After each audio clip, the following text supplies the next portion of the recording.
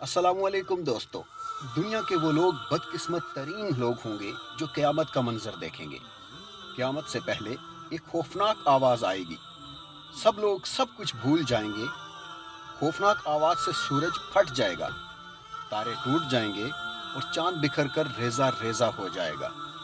ज़मीन में दरारें और पहाड़ रुई बन जाएंगे। समंदरों में आग लग जाएगी और दुनिया तहस नहस हो जाएगी। एक खौफनाक आवाज़ के साथ पूरी दुनिया को अल्लाह ताला मौत दे देगा। जब सब कुछ ख़त्म हो जाएगा तो फिर पहले, दूसरे, तीसरे और सातवें आसमानों तक सबको मौत दे दी जाएगी। सब फरिश्तों को गिरा दिया जाएगा और उन्हें ज़ेरो ज़बर कर दिया जाएगा। फिर मेरा अल्लाह कहेगा, कौन बाकी है? आवाज़ सुनकर मलकुल मौत इज़राइल कहेंगे, ए अल्लाह, मुझ समेत तेरे 4 फरिश्ते, ये जिब्राइल, मीकाईल और इसराफील हैं।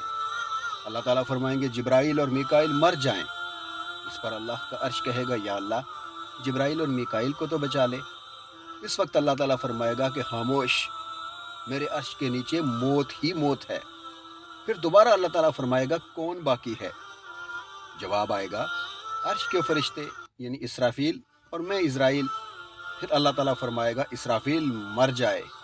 इस वक्त इसराफील सूर फूंक रहे होंगे और उनके हाथ से निकल कर सूर जाके अल्लाह के अर्श पे लग जाएगा। फिर ऊपर अल्लाह और नीचे सिर्फ इज़राइल बाकी होंगे। हज़रत इज़राइल अलैहिस्सलाम की मौत के खौफ से टांगें कांपने लगेंगी।